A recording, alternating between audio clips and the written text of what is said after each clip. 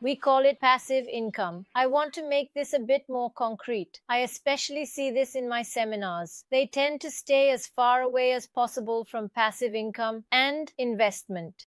In fact, they stubbornly avoid approaching the path to financial wealth, even though they could achieve it through just these two topics. Let's first discuss active income so that you can better understand passive income. If you are working somewhere and receiving money from there, we call it active income. The money you receive in return for the work energy you create while you are physically present in your active work life is what we refer to as active income. Passive income means the following. The person who is active in the activity is you. Passive income is the exact opposite. You are now passive, but your income continues actively. We call this passive income. Examples of passive income are as follows. There are two main sources on which passive income is based. The first of these can be the assets we refer to as real estate or securities. Stocks, funds, mortgages, in other words, any type of asset that can be converted into cash. Here, you set up the system. For example, you buy a house, rent it out to a tenant, and they pay you for a lifetime. What do we call this? We call it asset-based, passive income. The second type of passive income is actually a business, but it works for you, and you are never involved in it. It is actually a business that works for you, but it does not take away your time or money. This business works entirely to earn you money, but it does not require any time or effort from you personally and physically. All business sectors that generate income for you without your personal involvement are part of this passive income. For example, today, individuals engaged in internet advertising can earn passive income through various means such as creating patented works, like books and music, establishing a system and then renting it out as a franchise, writing a blog, producing YouTube videos, or writing ebooks. Here, what you mostly need to do is to make a start. It is about putting in some effort and then reaping the benefits for a lifetime. In short, in the entire system of the universe, whether you are present or not, we can categorize all the activities that systematically earn you money and work for you into this group.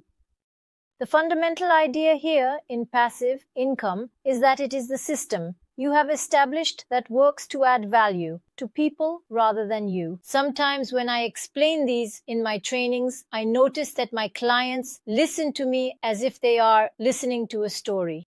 I can't blame them for this because our income conditioning is focused in only one direction. It seems as if other types of income do not exist and cannot exist. Most of us have never even heard the term passive income since childhood. We were always aware of the existence of such financial energies. What was money dependent on for us? It was dependent on working hard, graduating from good schools, and having a good job. We may not yet be able to accept the existence of other forms of monetary energy. I can truly understand this. But remember this, if you are unable to earn passive income today, it is fundamentally because you have never heard of it or learned about it before. Let me give you an example. Which of us, when we wanted something as a child, did our parents say, go set up a system, use your mind, create passive income? They did not. Go work somewhere, earn your money, and then go spend it, they say. That's why we have certain blockages and distances related to passive income. I can understand this. But the 21st century information age is creating opportunities to earn money like crazy from passive income.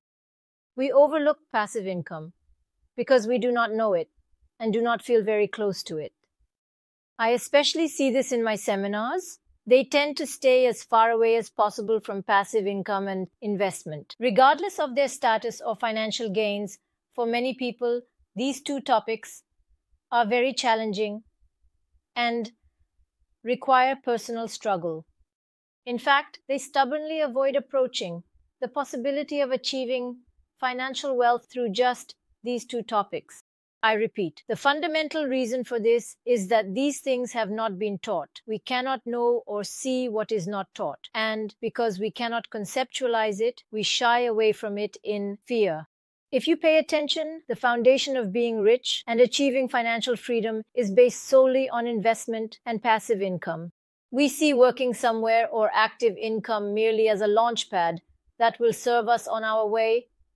I hope now you can understand the difference between the poor and the rich more clearly. I can say this. The poor, as I mentioned at the beginning, are crushed under the problems they cannot solve. And when you mention investment or passive income, they become uneasy, while the rich see these problems as opportunities to earn. Because wealthy people chase balance, while poor people chase the present. Rich people always think long-term and plan what each of their actions will bring them.